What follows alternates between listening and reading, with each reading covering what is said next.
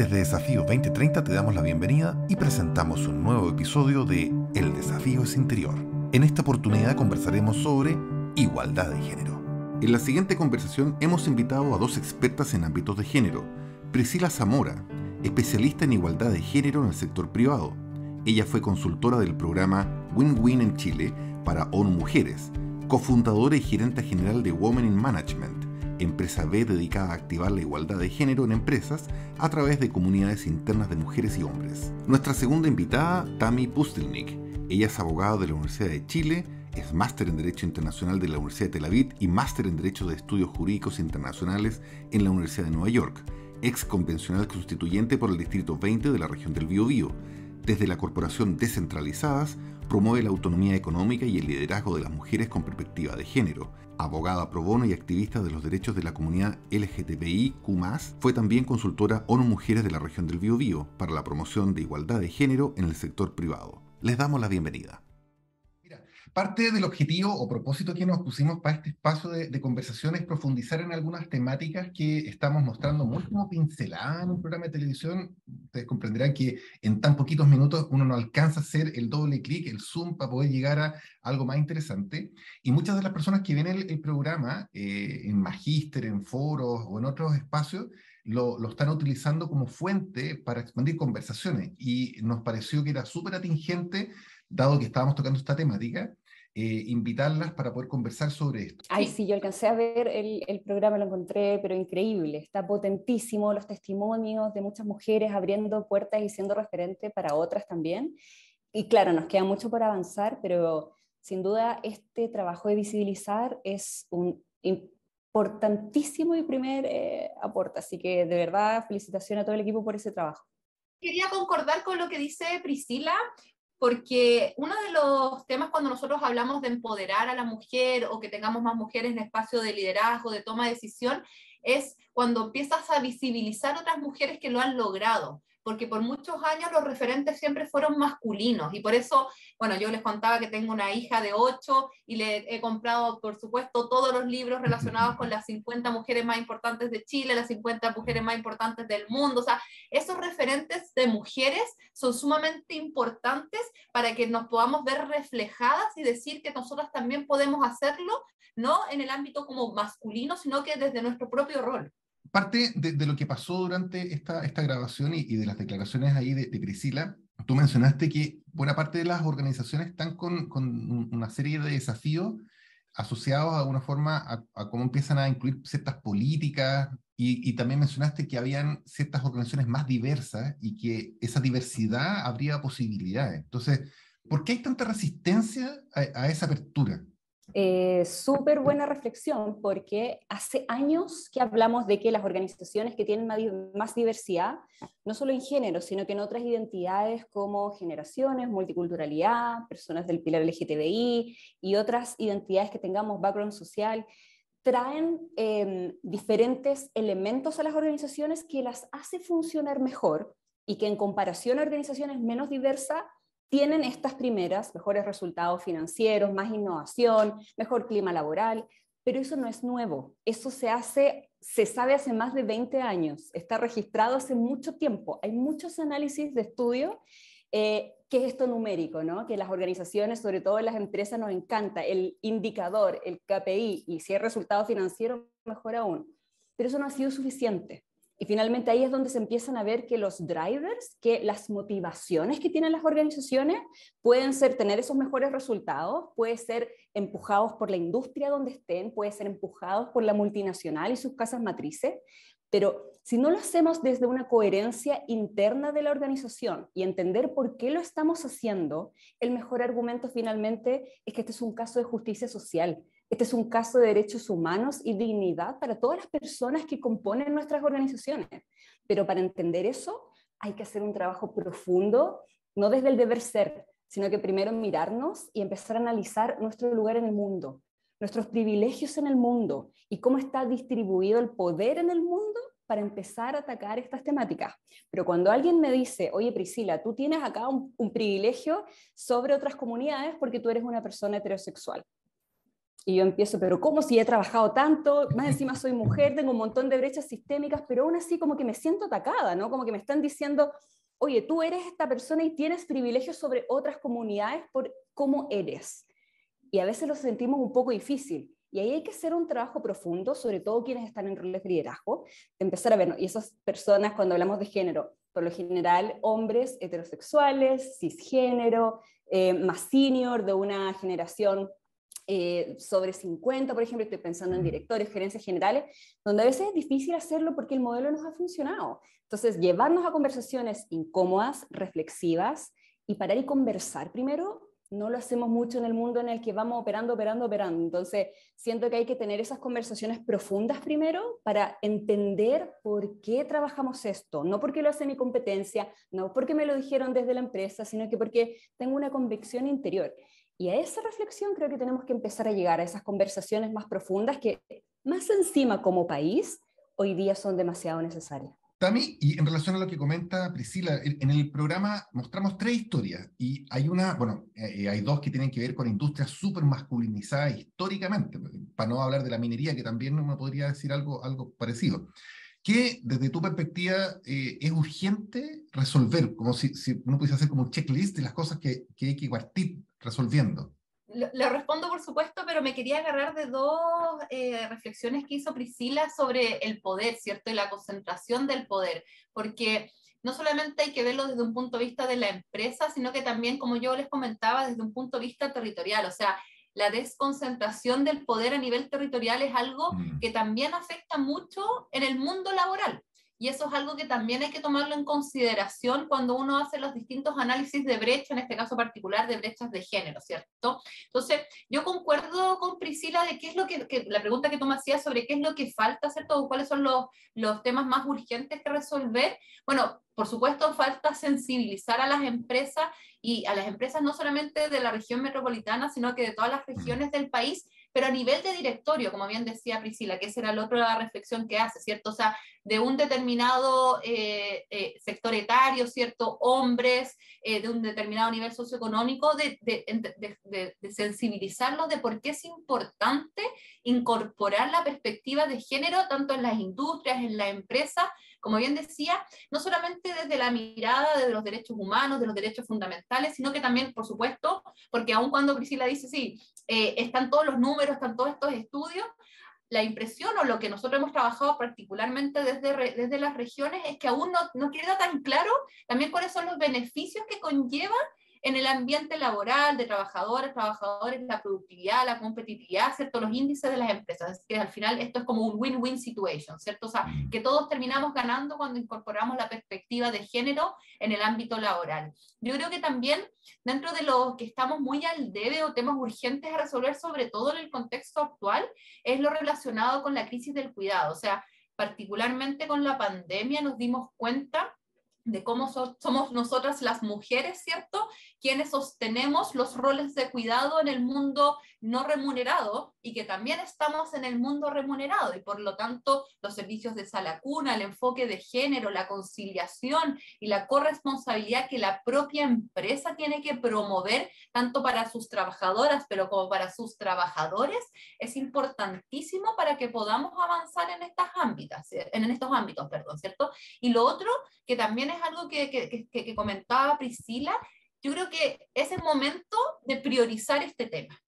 O sea, es el momento donde que las empresas entiendan que ya lo han venido haciendo respecto de otros ámbitos, que son agentes de cambio, ¿cierto? Y que por lo tanto juegan un rol importantísimo para empujar los cambios culturales que se necesitan a nivel país. Y en ese sentido, entonces, sí tienen que darle la importancia que tiene finalmente el enfoque de género, la perspectiva de género en el ámbito laboral, porque al final hay que verlo esto como una oportunidad, porque pocas veces tenemos la oportunidad de que las empresas emprendan acciones que se hagan cargo no solamente de los temas estratégicos, sino que también de los temas éticos. Y eso es una tremenda oportunidad que ahora, sobre todo, tenemos que utilizarla. Ahora, varias de las empresas que de alguna forma están caminando hacia el desarrollo sostenible han iniciado a incorporar en los directorios una mayor cuota probablemente, pero de alguna forma también lo que hemos ido observando es que los cargos de más poder dentro de los directorios siguen siendo masculinas. Entonces, es como que de alguna forma, y si nos vamos a las primeras líneas de operación, las áreas de operación siguen siendo masculinizadas versus las áreas de sostenibilidad o de marketing, como que hay diferencias, como que en algunas gerencias se han abierto más, en otras han estado más resistentes, como que de alguna forma no ha sido tan abierta esa posibilidad. ¿Por qué pasa eso? Yo creo que acá hay una buena reflexión en cuánto es el acceso efectivo al poder.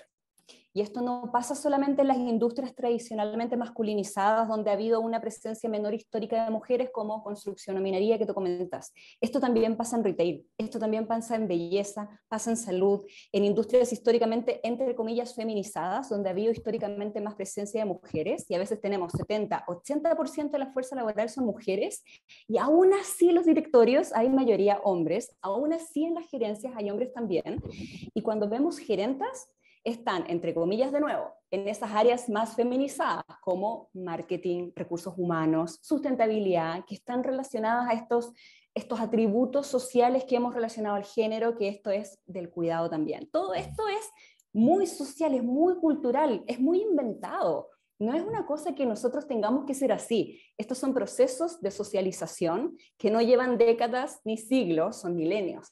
Entonces, ¿cómo empezamos a desafiarnos, a desafiar esas estructuras de poder? Porque aquí hay que ser bien honestas.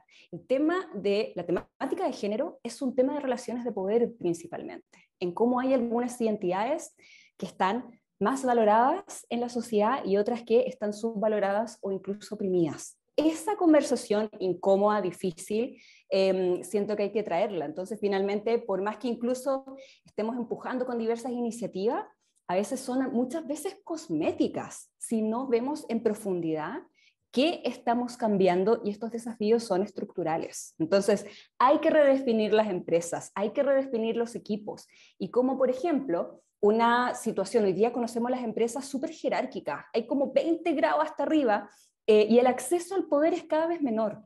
¿Cómo podríamos empoderar a los trabajadores y trabajadoras de forma más autónomas? Y creo que eso es algo bueno que nos ha dejado la pandemia, de cosas tan difíciles, ha dejado el valor de la autonomía de esos trabajadores y trabajadoras, en cómo definir sus jornadas, en cómo hacer equipo. Estuvimos 2 años casi trabajando virtualmente y el mundo igual funcionó. Entonces, hay formas mejores, nuevas de hacer las cosas. Y creo que es el momento, sobre todo para las organizaciones que quieren establecerse como referentes en sus industrias, tienen que conectar con esas nuevas demandas, tanto de consumidores como consumidoras, como de sus mismos trabajadores y trabajadoras. Hay que conectar con esa nueva forma de hacer las cosas, y creo que, por ejemplo, desde las empresas B es una invitación a cómo hacerlo desde el emprendimiento social, desde el relacionamiento con las comunidades, escuchar más a los movimientos sociales. Creo que, de nuevo, como decía Tami también, creo que toda esta crisis nos ha dejado una tremenda oportunidad de cómo hacer las cosas de una forma diferente para invitar a que seamos finalmente mejor sociedad,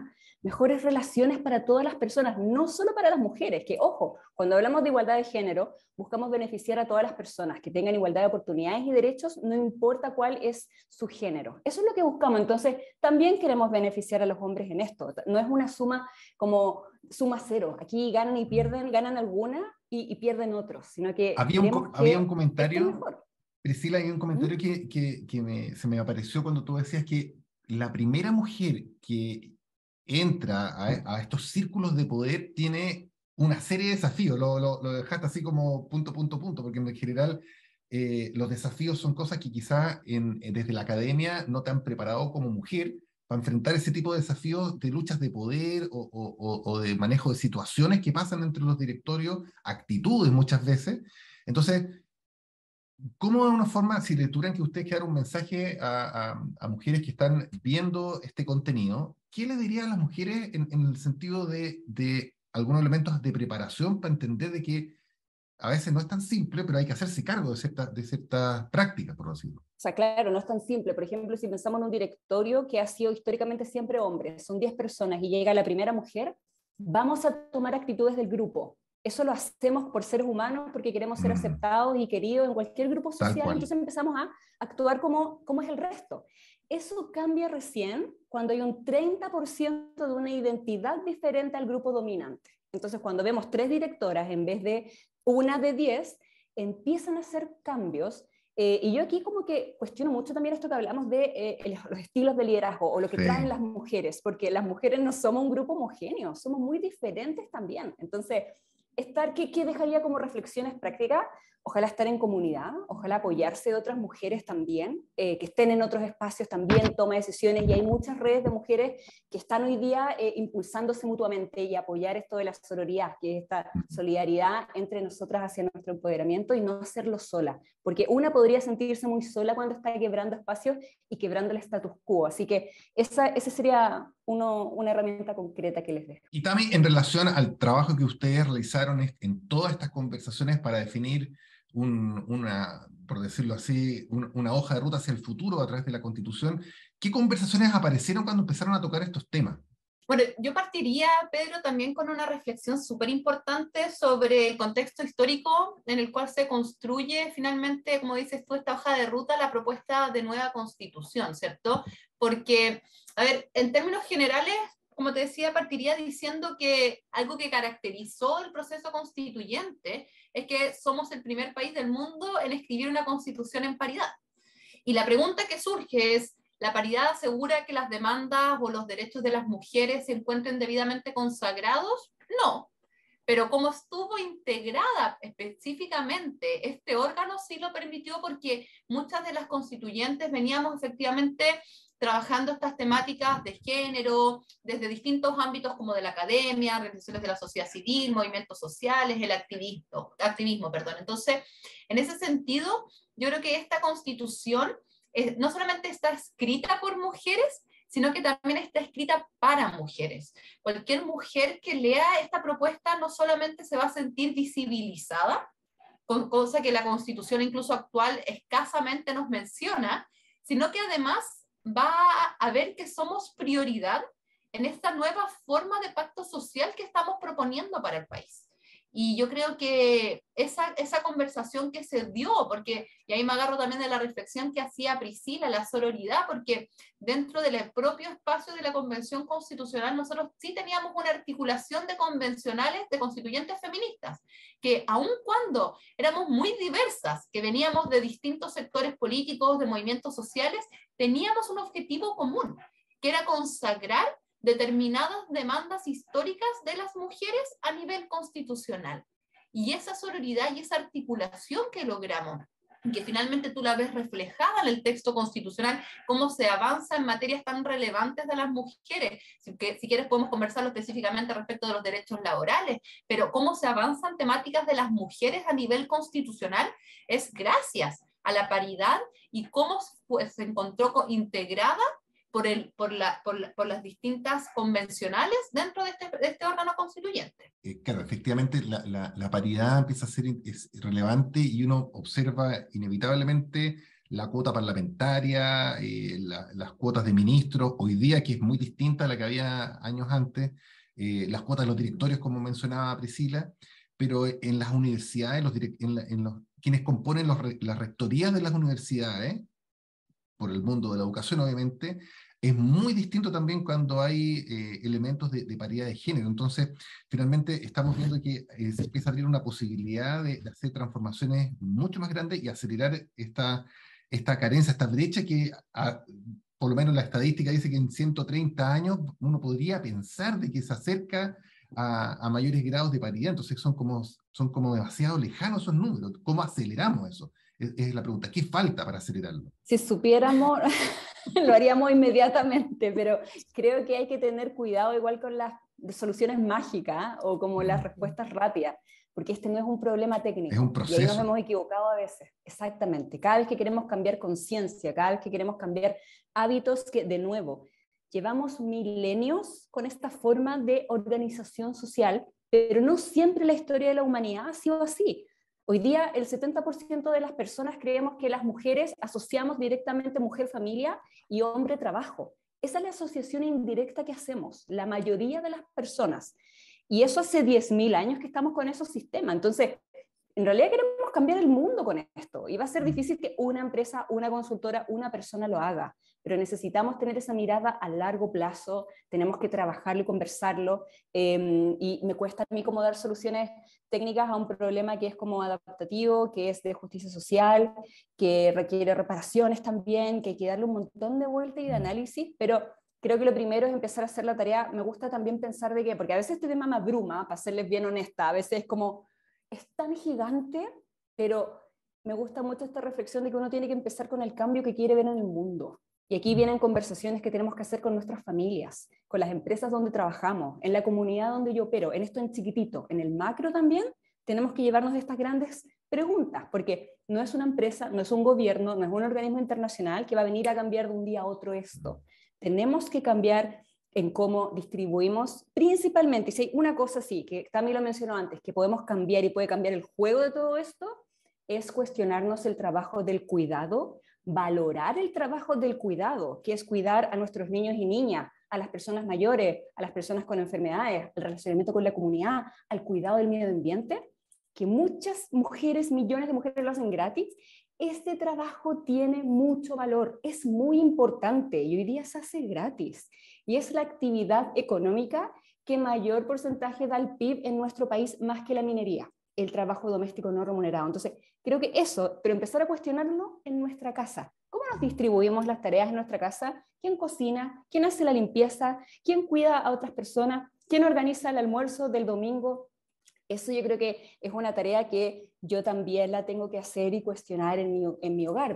Parte, de nuevo, en cada una y cada uno. Y es difícil porque a veces nos vamos a encontrar con incoherencias, con conversaciones difíciles, pero creo que por ahí podríamos partir.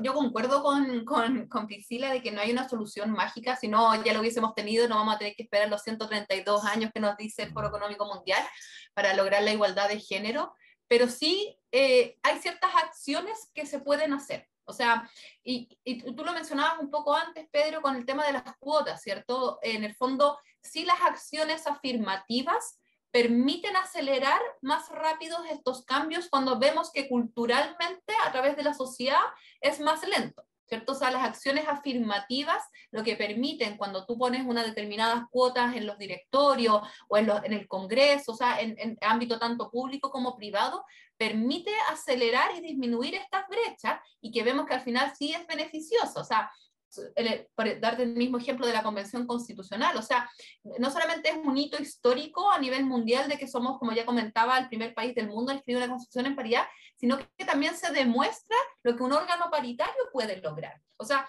todos los derechos específicamente de las mujeres que se consagran en esta propuesta constitucional, tú no los ves casi en ninguna constitución del mundo. Entonces, ahí es cuando tú ves el resultado, la consecuencia de tener acciones afirmativas, como fue efectivamente las elecciones de las y los constituyentes, que permitió un órgano paritario, y que ves al final las consecuencias consagradas a nivel constitucional. Yo creo que es eso, creo que también no solamente las acciones afirmativas, sino que la educación. O sea, hemos hablado, y la Pris lo ha dicho muy bien, el tema cultural y social de estas conversaciones incómodas, porque al final todas y todos fuimos criados en una sociedad muy machista y que tenemos que de a poco ir deconstruyendo desde un punto de vista de cuáles son los roles de hombres y de mujeres, de qué supuestamente debería de hacer un hombre y una mujer, qué es lo que le debería de gustar a un hombre y una mujer, y eso es un tema de educación. O sea, una educación no sexista, una educación sin roles ni estereotipos de género, desde un punto de vista de políticas públicas, es esencial para también empezar a cortar las brechas, porque como bien dices tú, aun cuando, y la Priscila también lo decía, aun cuando tú tienes industrias que son históricamente, ¿cierto?, tradicionalmente masculinizadas o feminizadas, perdón, ves en los cargos de liderazgo a hombres. Y no tiene ningún sentido. O sea, en carreras universitarias, en carreras que son históricas, tradicionalmente feminizadas, como tú podrías hablar, por ejemplo, de nutrición, nutrición, los nutriólogos o, por ejemplo, enfermería, ves que el director de carrera es hombre, aun cuando la gran mayoría de quienes están estudiando esa carrera son mujeres. Entonces, desde un punto de vista cultural, la educación es esencial para poder empezar a cortar estas brechas. La pregunta, y la dejo abierta para ustedes también, es que hay un aprendizaje, un camino recorrido de transformaciones a nivel de constitución, pero también a nivel de gobiernos corporativos, etcétera. ¿Cómo esto que está pasando en Chile es exportable a Latinoamérica, a países que son mucho más machistas incluso. No quiero nombrar alguno, pero sabemos que hay países que tienen una severas situaciones ahí. La mejor forma de aprendizaje es a través de la experiencia propia, ¿cierto? O sea, al final ver los casos de éxito a nivel nacional y cómo estos se pueden exportar, obviamente entendiendo la cultura y el contexto propio de cada país, en el caso de Latinoamérica, pero cómo tú exportas los casos exitosos, ¿cierto?, de implementación de buenas prácticas de igualdad de género, particularmente con las empresas que nosotros hemos trabajado en corporación descentralizada, que muchas también son multinacionales, entonces tienen sedes en distintas partes, por ejemplo, de Latinoamérica, y haces capacitaciones, por ejemplo, de prevención de violencia de género, de acoso laboral. Tú ves que también es muy complejo trabajarlas porque hay una cultura muy diversa. O sea, si nosotros consideramos que hay ciertas actitudes que han sido naturalizadas y normalizadas en el ámbito laboral, que hoy en día ya entendemos que son abusos, ¿cierto?, o acoso laboral, aún así tenemos otros países donde aún todavía eso no se visibiliza de esa forma y se sigue naturalizando. Entonces, yo creo que la mejor forma de exportar es a través de los casos exitosos, por supuesto, siempre tomando en consideración, eso sí, la cultura propia de cada país, porque también no es algo que cambie de la noche a la mañana. O sea, la cultura chilena, por supuesto, ¿cierto?, es propia en el sentido del machismo o de cómo vivimos ciertos ámbitos, tanto públicos como privados, y eso también hay que tomarlo en consideración cuando uno exporta estos casos de éxitos a nivel latinoamericano. Yo creo que sin duda el tema de las buenas prácticas relacionadas a igualdad de género son totalmente, movilizan e inspiran, no necesariamente son replicables al 100%, pero cuando hablamos de esta temática, me acordé recién sobre el caso, por ejemplo, de los derechos reproductivos que se está peleando en distintas agendas en distintos países. Y lo que pasó en Estados Unidos hace poco de esto que ahora en la Constitución ya no está el derecho a que las mujeres puedan abortar y quedó como a definición en cada estado. Desde Estados Unidos empezaron a ver mucho lo que había pasado en los movimientos latinoamericanos sobre el derecho de los derechos reproductivos de las mujeres. Y un caso súper relevante es el movimiento sociales que fueron los pañuelos verdes en Argentina. Y lo que lograron hacer ahí se convirtió en una referencia para todo el mundo. Lo que podamos hacer y podamos construir desde una nueva constitución con perspectiva de género, sin duda también va a ser una inspiración para otros cambios en otros países también. Y los ojos del mundo hoy día están en este proceso también, porque justamente como decía Tami, este es un hito, pero primera vez que se está diseñando de esta forma, se está construyendo con estos mecanismos. Entonces, todo lo que hagamos finalmente en un país o en una empresa relacionado al género va a afectar o beneficiar a las personas relacionadas a ese género, porque no existe algo relacionado como las mujeres, lo que vivimos aquí las mujeres es diferente a lo que viven las mujeres en África o en Asia o en Estados Unidos. Estamos todas conectadas con esa identidad universal, a lo que damos como esa noción cultural. Entonces, todo lo que podamos avanzar, finalmente es para avanzar a todo un grupo de personas con esa identidad. Así que yo creo que todo lo que podamos exportar de caso de éxito, compartir buenas prácticas, y lo que he visto muy bueno en el sector privado, por ejemplo, es que hay algunas empresas muy generosas en compartir sus buenas prácticas, cómo lo han hecho, incluso competencia. A veces comentan cómo lo hicimos, levantamos esta política, hicimos esto, pero yo encuentro que más generoso aún es cuando comentan los casos que no les resultaron, los casos fallidos, porque acá no hay fórmula mágica. Es maravilloso, pero a veces las cosas no funcionan. Exactamente, y ahí aprendemos en conjunto, en comunidad, en lo colectivo. En ánimo también ya de cierre de la conversación, desafío interior. ¿Cuál ha sido, crees tú, tu principal desafío interior? Creo que estamos impulsando, tenemos que recordar el horizonte, estamos impulsando igualdad de género, es cambiar las relaciones del status quo, es lo que conocemos hoy día. Y honestamente me encuentro con barreras todos los días. Amo esta temática, es mi propósito de vida, pero todos los días encuentro desafíos en las empresas. Pero creo que finalmente cuando tenemos esa relación con el propósito también, de que estamos haciendo algo que aporta, cada vez que escuchamos a una persona después de alguna intervención, de reflexiones profundas, hace poco terminamos con una fundación con quien trabajo, Ilusión Viril y de Women in Management, terminamos un programa para hombres, porque los hombres es muy importante incorporarlos en esto, y escuchaba cómo los varones de esa empresa vivieron el proceso. Primero no estaban muy convencidos, no sé qué hago acá en un programa de igualdad de género, y luego de 8 o 9 meses las reflexiones son: me llevo mejor con mi hija y con mi señora. Tengo otras conversaciones con ella, o no había visto que no estaba conectado con mis emociones porque culturalmente no me puedo mostrar vulnerable, o finalmente cómo los hombres también pueden ser los hombres que quieran ser cuando derribamos estereotipos de género. Y esas son las pequeñas victorias que quienes trabajamos en esto, cuando, como decimos en Chile, se nos cae la chaucha y vemos, wow, aquí hay cosas que no veía, creo que puedo cambiar y aportar para finalmente hacer mi aporte, hacer mejor sociedad, hacer mejor empresa, y vivimos para eso, y espero, sí, mi apuesta es ver cambios en nuestra generación. Como comentabas antes, el Foro Económico Mundial la semana pasada, ese es el último reporte, 132 años para alcanzar esto, a pesar de todas las iniciativas que estamos haciendo, es Para no demasiado, creerlo. y yo me rehúso, Claro. no, es demasiado, hagamos algo en nuestra generación. Tami, por tu lado, ¿cuál es tu desafío interior? Mi desafío interior, Pedro, es constantemente automotivarme sobre seguir trabajando esta temática, porque como bien comentaba Priscila, por mucho que llevamos años trabajando esto, te encuentras después con este balde de agua fría, con este informe, como hablábamos del Foro Económico Mundial, diciendo faltan 132 años. Hace 2 años atrás faltaban 100. ¿Cierto? La crisis del cuidado afectó profundamente la inserción laboral, la participación laboral de las mujeres, pero entonces es como lo que decía Priscila, es un aprendizaje que uno particularmente trabajando en temáticas de género agarra, que es hay que celebrar los pequeños avances. Cada pequeño avance hay que celebrarlo porque hay que entender que acá no estamos corriendo los 100 metros planos, acá estamos corriendo una maratón. Y por lo tanto, cada avance que tú tengas, celébralo. En la empresa lo mismo. O sea, cada vez que disminuyas, por muy breve que sea una brecha, tengas mayor inserción laboral de las mujeres, celébralo, porque eso es algo que te va a seguir motivando, aun cuando tengas toda esta información que te viene llegando de que falta todavía mucho para que logremos realmente la igualdad de género.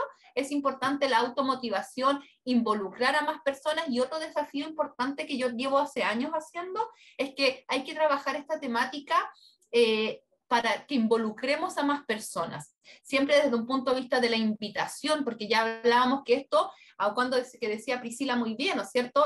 Es como tú empiezas a pelear un poco el poder. Entonces, por supuesto que tienes resistencia. Entonces, tú tienes que tener la mejor metodología, ¿cierto? A través de un punto de vista estratégico, para que esto funcione, puedas atraer a todas las personas, hombres y mujeres, a trabajar conjuntamente, y eso tienes que hacerlo a través de la colaboración para que no tengas esta resistencia, ¿cierto? Y que la gente quiera involucrarse y avanzar en algo tan fundamental, ¿cierto? Como es disminuir las brechas de género. Se pasa demasiado rápido el tiempo y yo creo que a ustedes les tiene que suceder cuando participan en actividades que es como, ya se pasó el tiempo y es como, faltó decir todo esto, y como que uno queda ahí con la sensación ahí, pero obviamente es parte de un proceso mucho más largo que creemos que en la medida que vamos comunicando, transmitiendo, profundizando, entregando información de calidad en relación a la temática y a otras temáticas que también estamos difundiendo en Desafío 2030,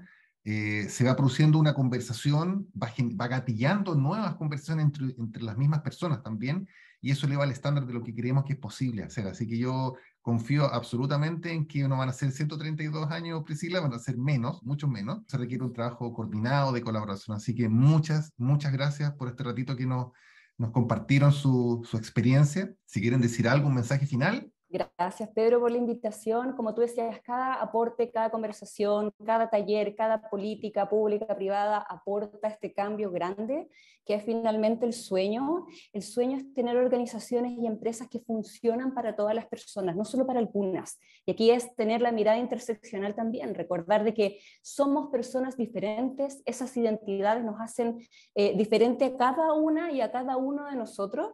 Y es un camino a largo plazo, como decía la Tami también, y yo creo que trabajar en comunidad de agentes de cambio, nos vamos juntando, sobre todo en el marco que ustedes han tomado, el marco de los Objetivos de Desarrollo Sostenible, para mí es el marco de cómo humanidad tenemos que trabajar con estos desafíos que tenemos al corto plazo.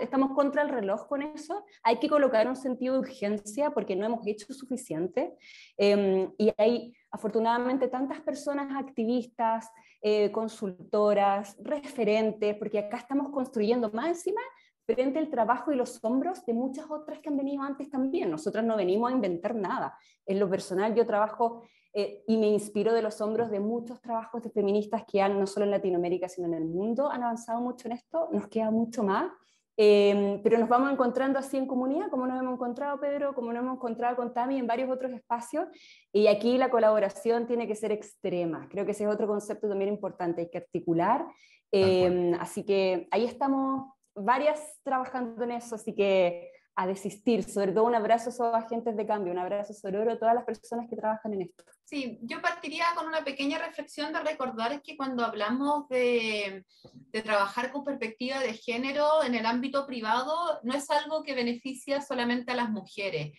Hay que entender esto, como ya hablábamos, desde un sentido mucho más macro. Esto beneficia, ¿cierto?, a los trabajadores, al ambiente laboral, a la empresa. Entonces, incorporar y priorizar, ¿cierto?, el enfoque de género en el ámbito laboral es sumamente importante, porque no solamente finalmente mejora las relaciones laborales, sino que al final democratiza, o sea, que es algo sumamente esencial, ¿cierto?, en la sociedad. O sea, cuando hablamos de incorporar a las mujeres es hablar de democracia. Estamos hablando de incorporar al 50% de la población, que históricamente se nos ha invisibilizado, o se nos ha apartado, o se nos ha marginado. Entonces, no solamente entenderlo, como bien decíamos, en un momento de reflexión, o sea, ¿cuál es nuestro propósito? No solamente ahora, sino que al futuro. Yo hablando mucho con mi hija de 8 años, como les comentaba, cada vez que le cuento ciertas anécdotas, me dice, pero ¿por qué todo lo que me cuentas es respecto de que son hombres? O sea, ahora las últimas elecciones presidenciales me decía,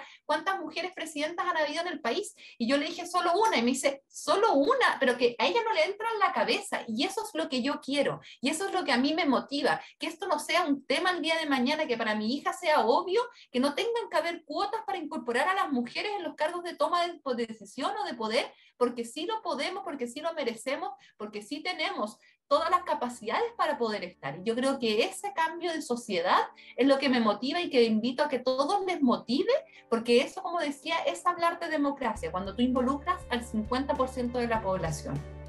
Suscríbete a Desafío 2030 y comparte. Esperamos que los contenidos te abran posibilidades, alimenten la discusión y provoquen acción.